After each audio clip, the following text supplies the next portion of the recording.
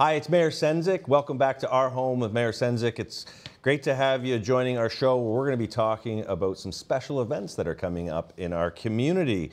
We have a first-time event that's going to be held at the Meridian Centre, as well as we're going to be celebrating the 10th anniversary of In the Soil Arts Festival, which is held in downtown St. Catharines.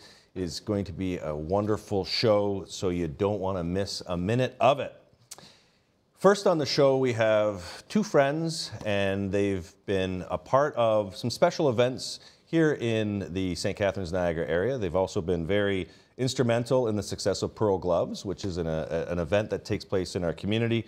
Adam Cook and Jessica Potts are events extraordinaire, but that's not their day job. Adam Cook is the Vice President for Credit Bureau Services Canada.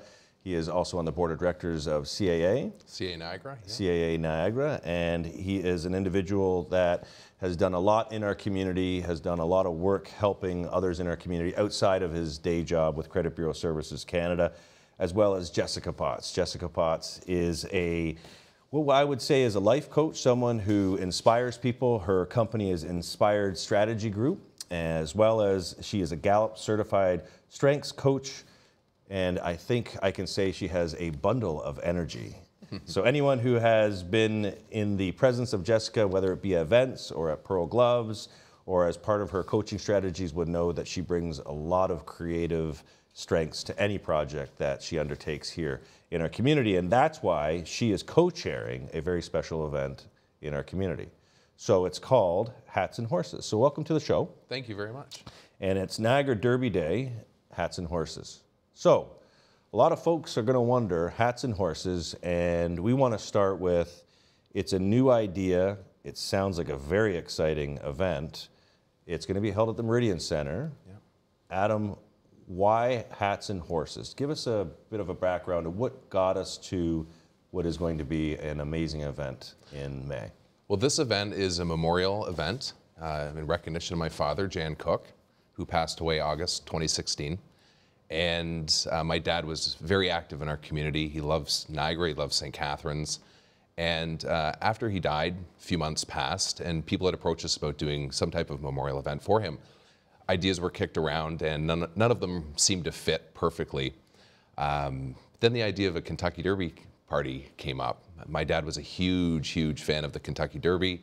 He spent a lot of his times at Churchill Downs, traveling to the Derby with friends.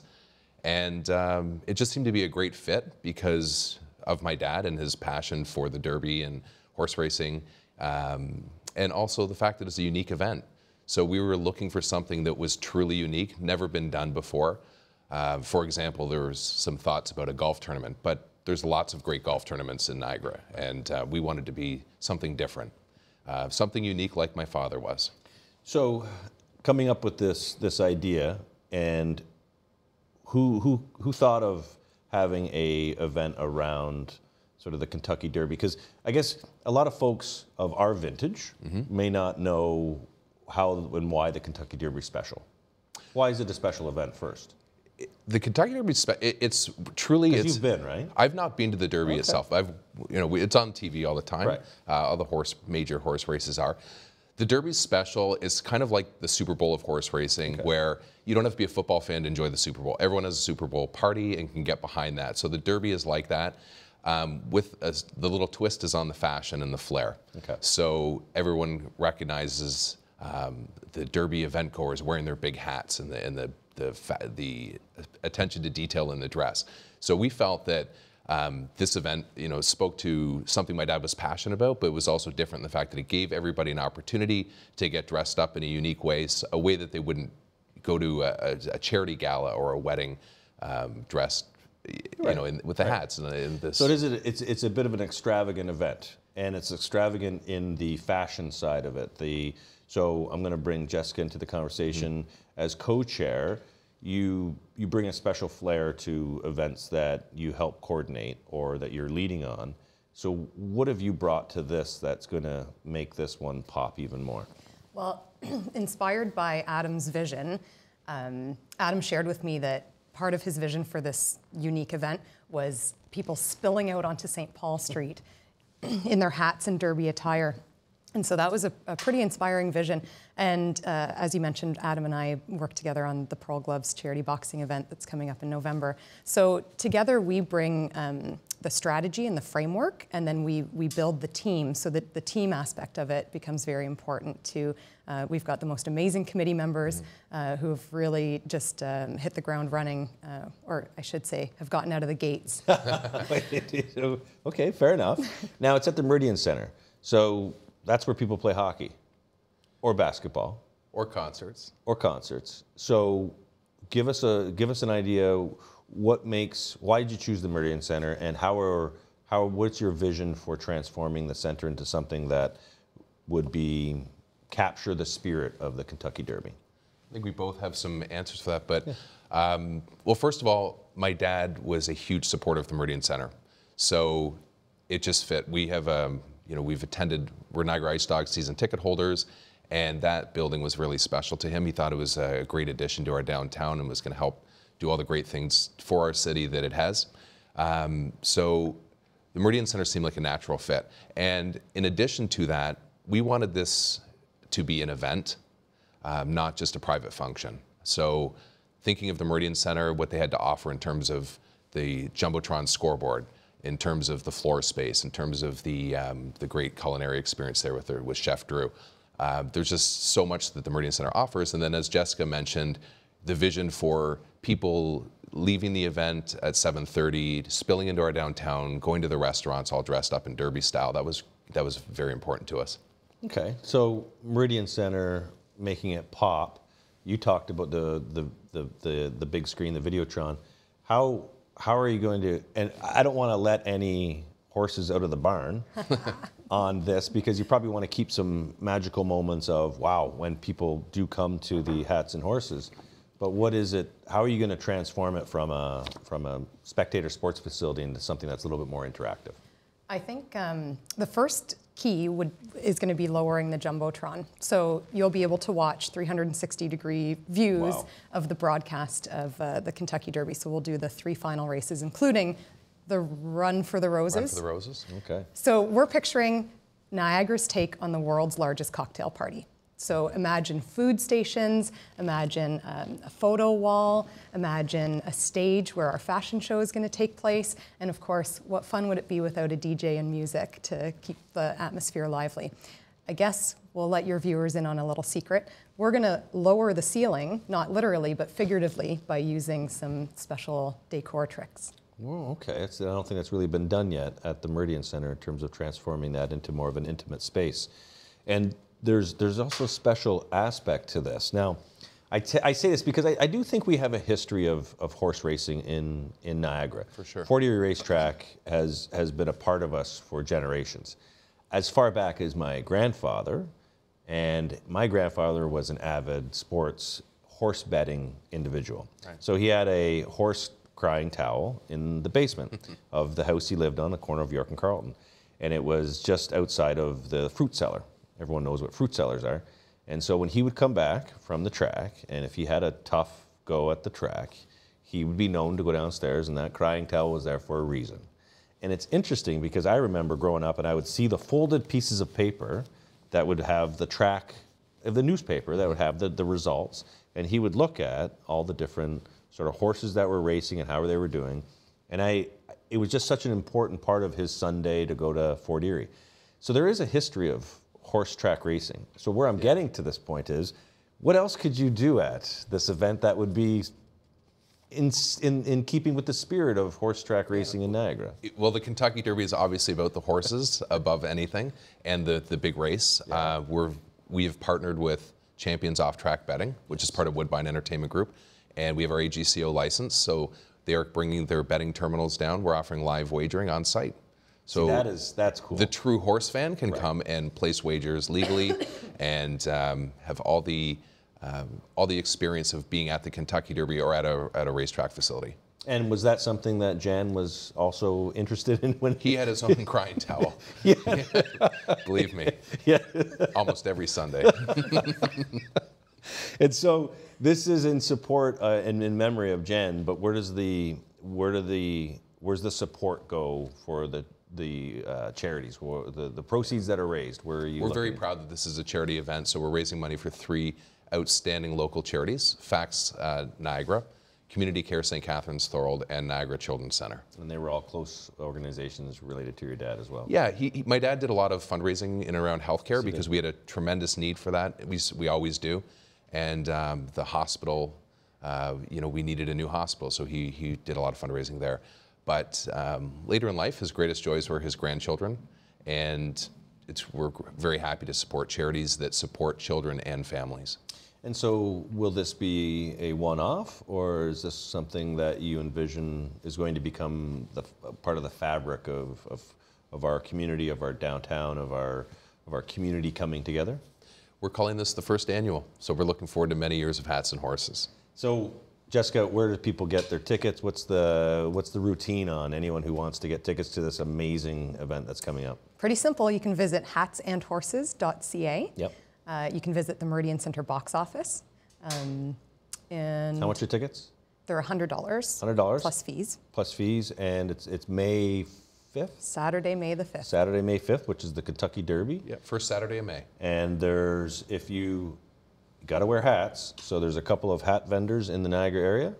Yeah, we're so thrilled. Lake.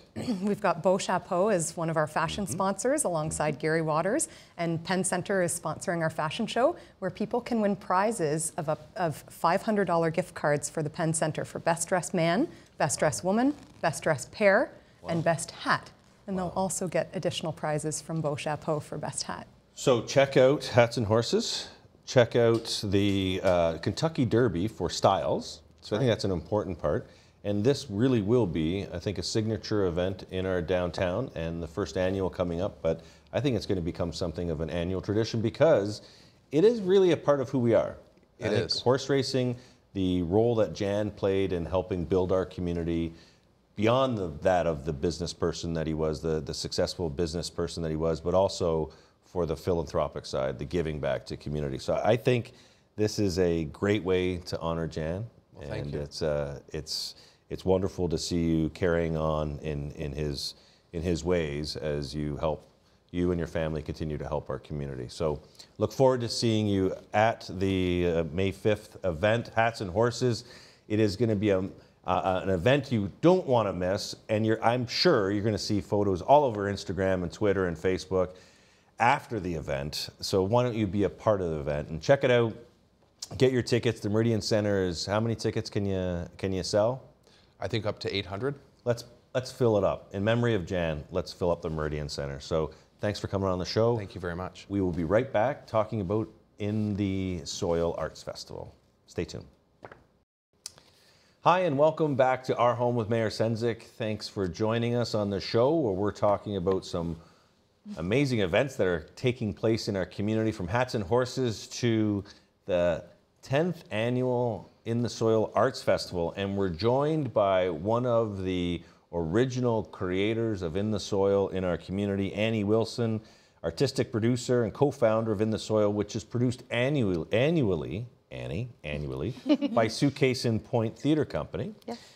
Those who are a regular patron of the First Ontario Performing Arts Centre would also know that Annie is the programming supervisor, so all of the great shows that come through the First Ontario Performing Arts Centre, Annie's got her fingerprints all over them, as well as she was instrumental in last year's Celebration of Nations Indigenous Arts Gathering, which took place last September, and it was a wonderful event, and you were such an important part of that. Thank you. Annie is also a creative person, and yeah, I'm pumping her tires right now. I know. She's creative. This is good. We're good. She's been involved 10 years with arts in our community in terms of bringing the In the Soil from a seed of an idea into what is arguably, I think, one of the best art festivals in Ontario. And so joining Annie is Anah, Shabbar, and she's the volunteer manager and collaborator for the In the Soil Arts Festival, director of Greenbelt Arts, which is something I wouldn't mind talking to you a bit more about, and has worked on projects with several organizations in downtown. She was also recently coordinator for the national project Youth for Music, with the Coalition for Music Education, where she traveled extensively to meet and connect a national network of youth who understand the importance of access to quality music education programs for all students. So you've really been an individual that's immersed yourself, not just here in Niagara, but across the country. So welcome to the show. Thank you very much. So, Annie, In the Soil. Yes. 10 years. And I remember 10 years ago when In the Soil came out and a lot of folks were like, what is that? And it was this creative cluster of minds that came together and said, downtown St. Catharines and St. Catharines needs a place to showcase arts in our community. So how did In the Soil start? It's been 10 years. Go back. How did it all start? It's funny, I've actually been quite nostalgic this year because we are looking back at the first 10 years of the festival. And it started earnestly, as most ideas do. Joe Lipinski, who is an incredible musician and collaborator in our community, he and I were going up to Brock Centre for the Arts to see an incredible African musician. We'd been offered some complimentary tickets by an acquaintance at the time that I knew named Sarah Palmieri, who was working up at Centre for the Arts. And at intermission, we struck up a conversation about an event that used to happen called Niagara Weave that was run by Mark Clifford of Vox Violins. And it was a wonderful music showcase. And we thought, wouldn't it be neat to do something like that again, to bring Niagara Weave back and re-envision it a little bit and open it up to the other performing arts as well. So again, a small idea, but by the time we left that night, we'd booked a date, April 27th, 2009, to do this showcase. Debbie Slade, who was the director at the time, was enthusiastic and asked that there only be one guideline, which is that we do a juried showcase. So next, cut to a week later, having a beer at the Merchant Ale House with Jordy Yak, who was the editor of Pulse Niagara at the time, Natasha Pedros, co-founder of Suitcase and Point, part of Niagara Artist Centre, Deanna Jones, my collaborator and the artistic director of Suitcase and Point, Joe Lipinski and myself, and we came up with the idea for In the Soil. And so we put out a call for artists through the Pulse. It was a paper application at the time that you'd pull out of the paper, and we thought, well, who knows? Maybe we'll get 15, 20 applications. We'll put together a little showcase. And I remember the banker boxes that still live in my basement. The banker boxes that came in, were absolutely filled. There were over 200 applications for that first year. And it was extremely clear to us that there was a need in the community, and others were feeling what we were feeling. But it wasn't just music. No. Well, the first year it did lean a little bit music heavy. We did try to incorporate some other performing arts, right. But yes, it was pretty music heavy, but that's something that we looked to correct and have continued to open up since, obviously, that first year. So I know there's a lot of folks who are familiar with In the Soil Arts Festival but I would argue there's probably a lot of other folks who have heard about it but don't really understand what takes place over the weekend of In the Soil Arts Festival. Mm-hmm. So take us through what people can expect when they arrive downtown James Street. Well, I'll start. Expect the unexpected. Expect that there is something for everyone to enjoy. We program for all types of people in our community, all different art forms, and accessibility is really, really important to the festival in all sorts of ways. So financial access being one thing that we're cognizant of. So we do have a free festival hub that's on James Street between St. Paul and King Street. We have a wonderful artisan market that we curate with Craft Arts Market, interactive activities, and then a free hub stage, and there's some food and some drinks by Niagara Oast House Brewers, and the Merchant Ale House will be on site with us this year pouring beer.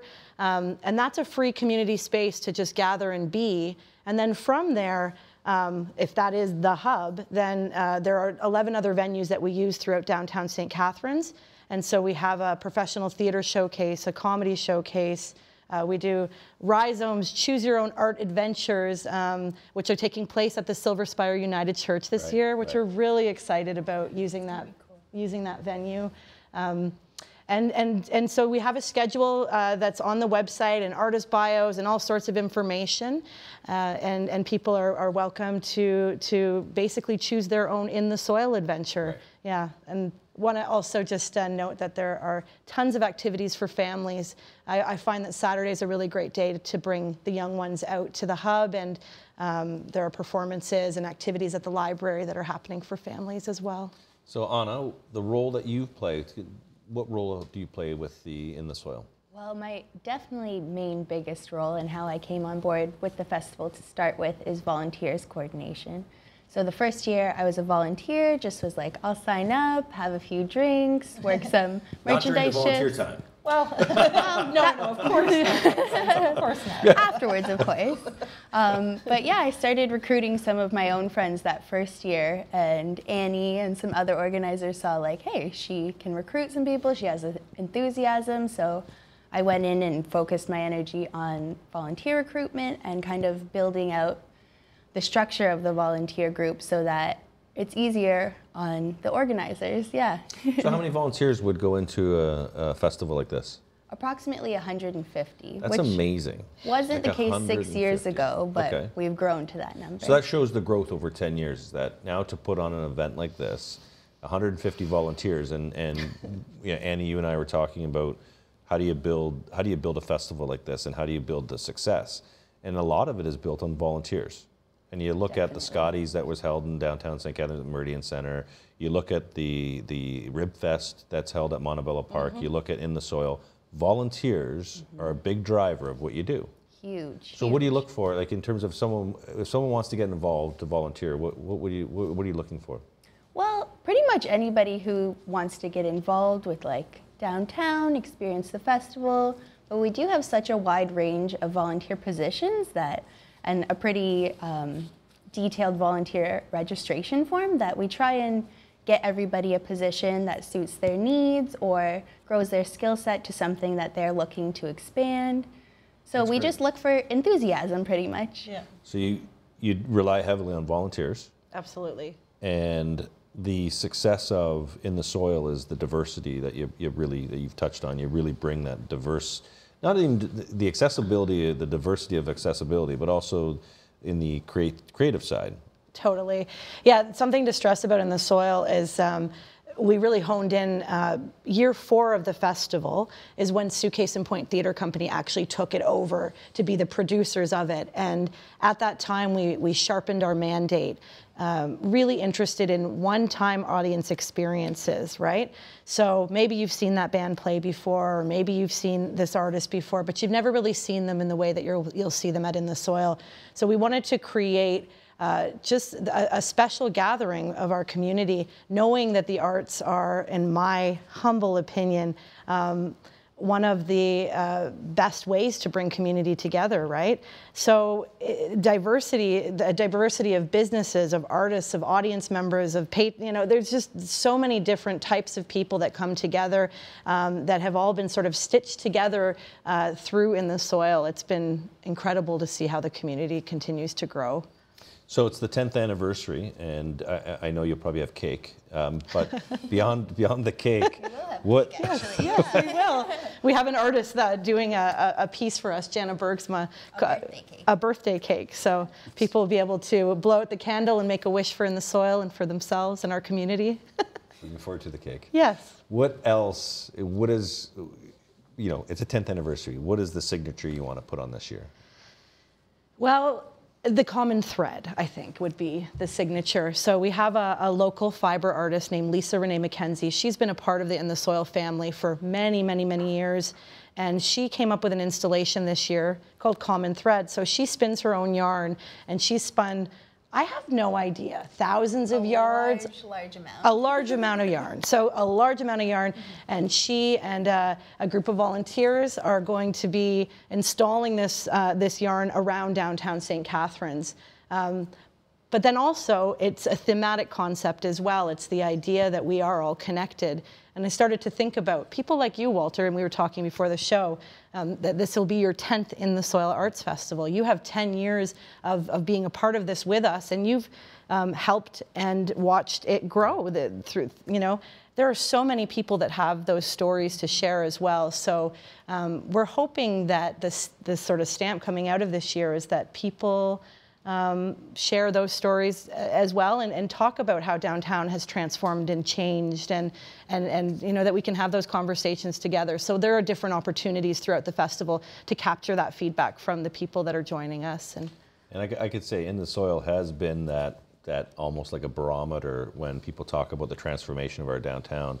The growth of In the Soil has almost been that thing you can point to and say, that's who we are, that's who we have become. And through this festival, we're able to continue to celebrate how the emergence of culture and arts has really made us who we are in our downtown. So the events take place, if Anna, if you can just tell us, the events take place, when does it start? How do I get tickets? Yeah, it's April 27th, 28th, and 29th, so that's the last weekend of this month, April.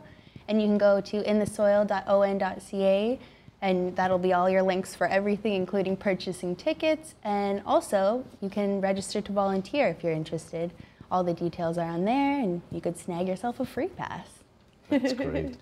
Annie, thank you very much for 10 years of taking this on with you and your team of individuals who really believed in the arts. And so congratulations on 10 years. Looking forward to many, many more years of In the Soil Arts Festival. And Anna, thank you for being on the show and for being a part of this, because I think at some point, and what you're starting to see is there will probably be a baton changing hands, and in doing so, that's how you build the longevity of a successful festival like this. So thank you both for what you're doing.